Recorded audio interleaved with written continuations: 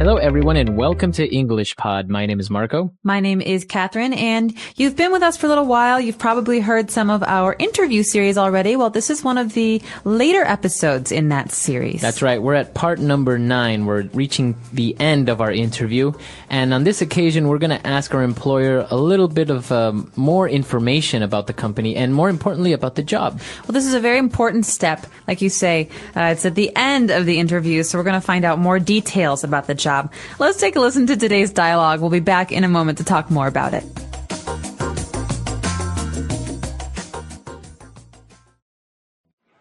Could you tell me a little about the organization?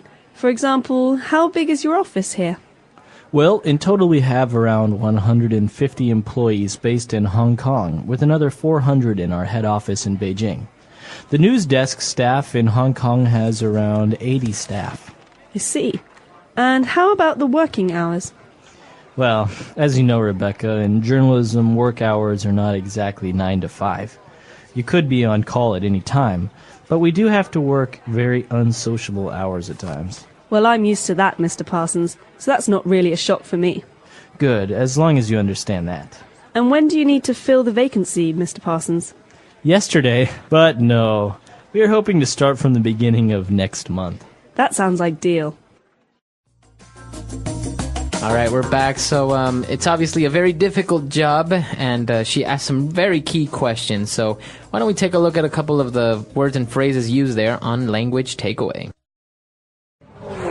Language takeaway. The first word that we have here for language takeaway is workforce. That's right, a workforce, the company's workforce. And that basically means all the employees that we have working for us. That might not be in one office. That's right. Many companies have 2, 3, even 100 offices. So the workforce means all the people who work for the company combined. That's right. So a workforce. And, well, she asked about the workforce, and, well, it's obviously a pretty big company, 150 employees.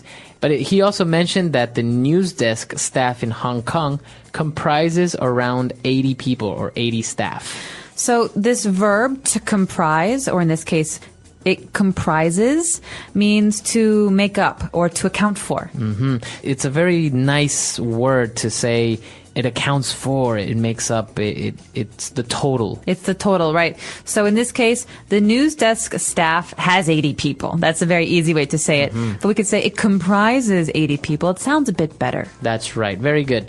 So, now, obviously, she's going to be a reporter or a journalist, and he said that she should be on call at any time.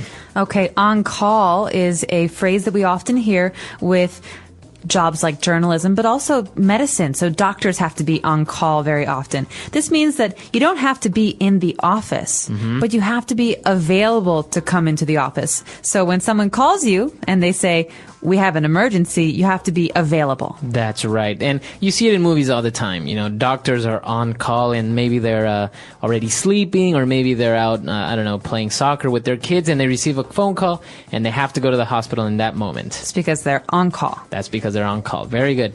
And so obviously this is a very difficult thing for someone.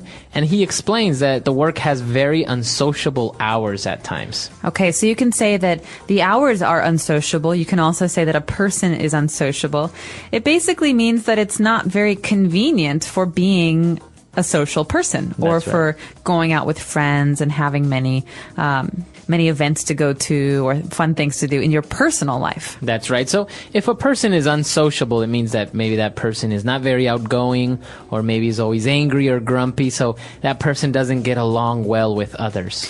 Right, but in this case, it doesn't mean that it's a grumpy job. It just means that because she might have to work at night very often or on the weekends, it's very hard to have a social life. That's right. Okay, so obviously this job is very difficult, but in the end, she was really happy with it, and she said that sounds ideal, her starting time. So something that is ideal if it's perfect or great or the top. That's right. Many people talk about the ideal job, right? The perfect job. So that's the job that you have in your mind when you think of what is the best. That's right. So maybe my ideal job is different from your ideal job. That's right. So you have ideal jobs, or your ideal house, or your dream house. Or your ideal husband. That's right. So idealism. So why don't we listen to the dialogue again? Let's review what Rebecca and Mr. Parsons talked about, and we'll be back in a little bit with Fluency Builder. Could you tell me a little about the organization? For example, how big is your office here? Well, in total we have around 150 employees based in Hong Kong, with another 400 in our head office in Beijing. The news desk staff in Hong Kong has around 80 staff. I see. And how about the working hours? Well, as you know, Rebecca, in journalism, work hours are not exactly 9 to 5. You could be on call at any time, but we do have to work very unsociable hours at times. Well, I'm used to that, Mr. Parsons, so that's not really a shock for me. Good, as long as you understand that. And when do you need to fill the vacancy, Mr. Parsons? Yesterday, but no. We are hoping to start from the beginning of next month. That sounds ideal. All right, we're back. So now we have 4 phrases for you prepared on Fluency Builder. Fluency Builder. This first phrase is something that we say all the time in English, but I think a lot of learners make mistakes when they use it. The phrase is how about. That's Okay. right. So you see that Rebecca was listening to what Mr. Parsons said, and she said, and how about the working hours? So this is a way to say, and what are the working hours? But basically, it's a way to continue the conversation.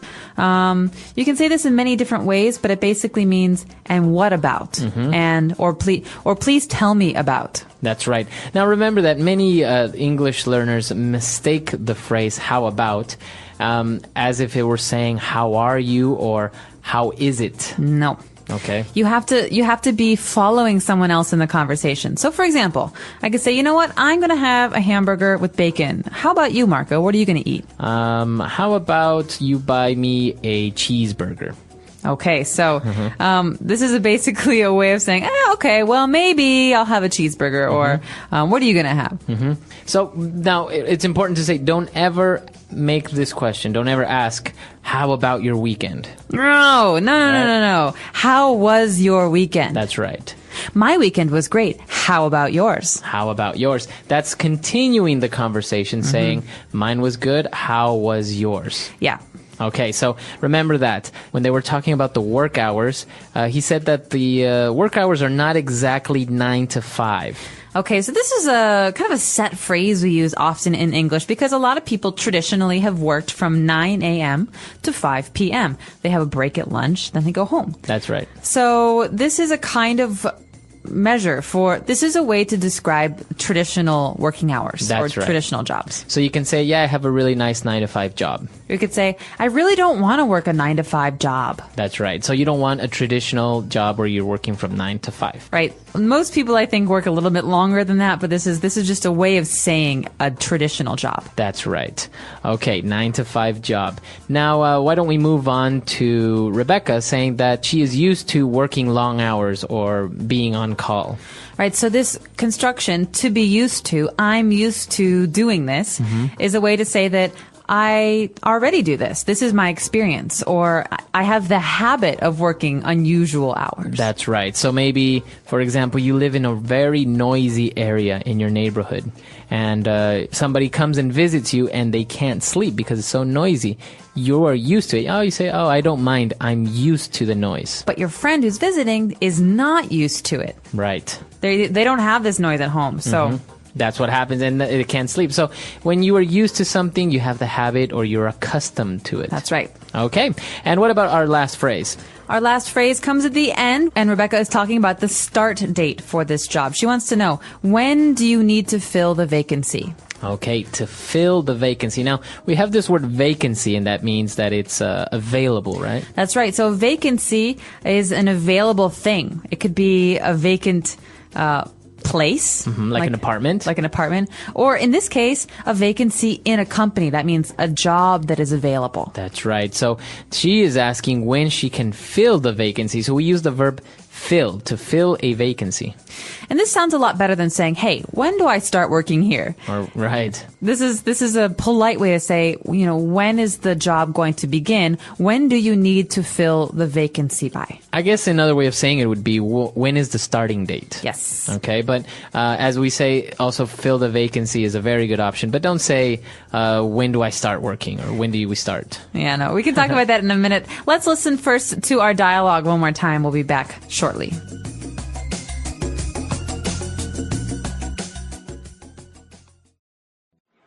Could you tell me a little about the organization? For example, how big is your office here? Well, in total we have around 150 employees based in Hong Kong, with another 400 in our head office in Beijing. The news desk staff in Hong Kong has around 80 staff. I see. And how about the working hours? Well, as you know, Rebecca, in journalism, work hours are not exactly 9 to 5. You could be on call at any time, but we do have to work very unsociable hours at times. Well, I'm used to that, Mr. Parsons, so that's not really a shock for me. Good, as long as you understand that. And when do you need to fill the vacancy, Mr. Parsons? Yesterday, but no. We are hoping to start from the beginning of next month. That sounds ideal. So talking about working hours, being on call or unsociable working hours, have you ever had a job where you've had to work maybe through the night? Yes, I used to work in a movie theater when I was in college. I had a day job too, so it was kind of a mess. I was very unsociable. But I worked at a movie theater, and I would start working at 6 p.m. Or 5 p.m., and I would work until 2 or 3 a.m. And so it was always busiest on Friday and Saturday. And so I could never go out with my friends. Right, so while everyone was partying, you were at the movie theater. Exactly. Or they would come to the movies, and I would sneak in and bring them popcorn. So these unusual working hours, it's very interesting because usually, although it is a little bit more of a sacrifice, they usually pay a little bit better, right? They do, and there are some advantages. It means that you get to sleep in really late. Right. You don't have to wake up early. And you have the day off, like the entire day to do something. Exactly. So. What about you? Have you ever worked unusual hours? Yes, I used to work for a newspaper, and obviously people like their newspaper in the mornings. So bright and early. Bright and early. We're talking about 6 a.m. So obviously we would deliver the newspapers around 1 a.m., 2 a.m., from 1 a.m. to about 6 a.m. Wow. So yeah, pretty unusual and very difficult because, for example, for some people, for them it's great to see the sunrise. I've seen so many sunrises that it's not really romantic for me anymore. We would call you a night owl, someone who's more awake at night. That's right, and I still am. So we were really interested to know maybe if you had any unusual working hours. Or do you work a 9 to 5? Yeah, do you have a 9 to 5 job? So come to our website, englishpod.com, let us know, and we'll see everyone there. Bye. Bye.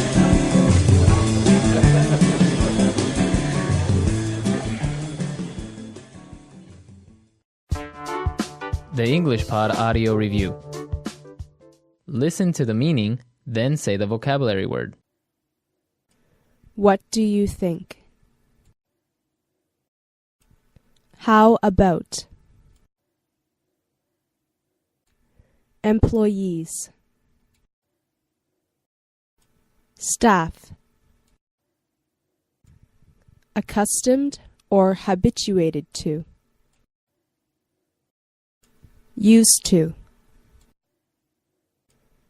To be available to work at any time. On call. 9 a.m. to 5 p.m. 9 to 5. Let's try that faster. Employees.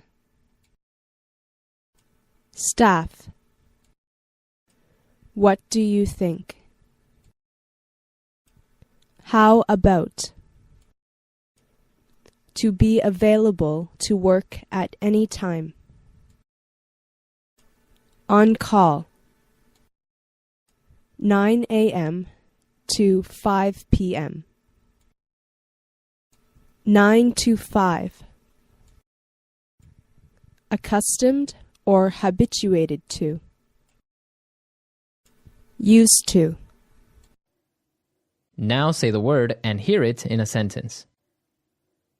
9 to 5.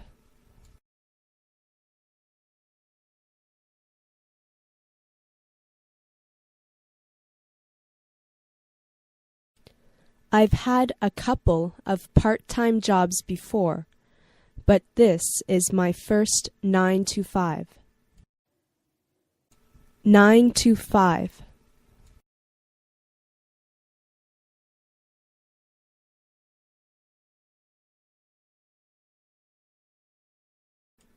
Nurses often work odd hours. It's not a 9 to 5 kind of job. 9 to 5.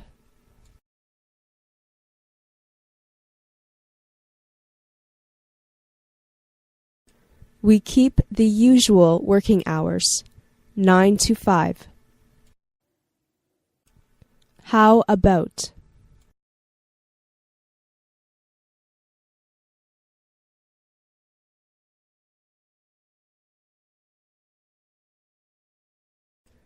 I know the shrimp dumplings are tasty here, but how about this restaurant's barbecue pork buns? How about?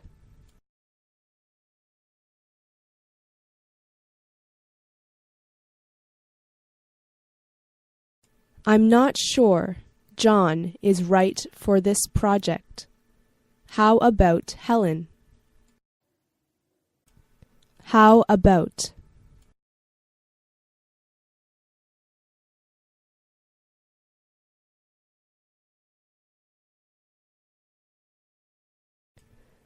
All right. If you don't want to vacation in Thailand, how about Bali? Staff.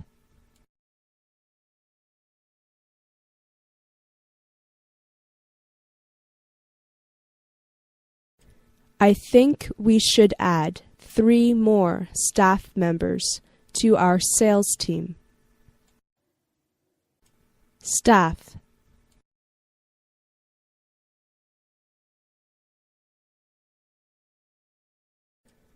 Our company has a staff of about 55. Staff.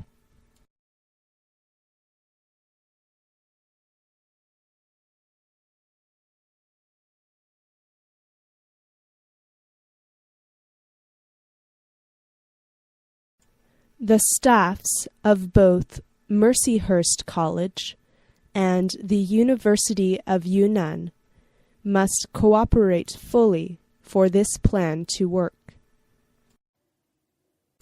Used to.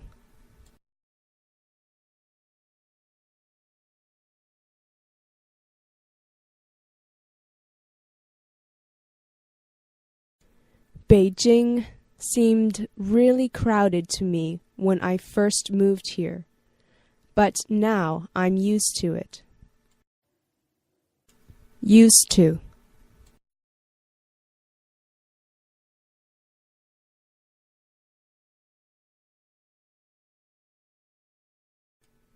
Be patient with the new receptionist. She isn't used to our system yet. Used to.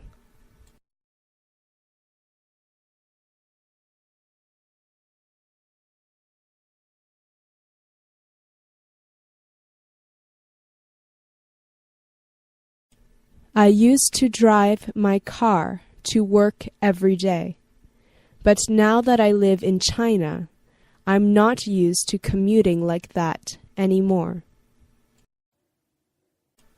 On call.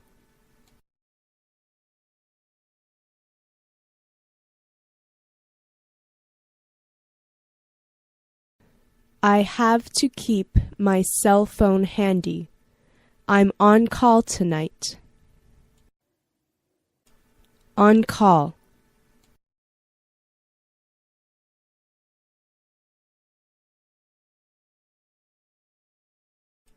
Some doctors and nurses are on call around the clock. On call.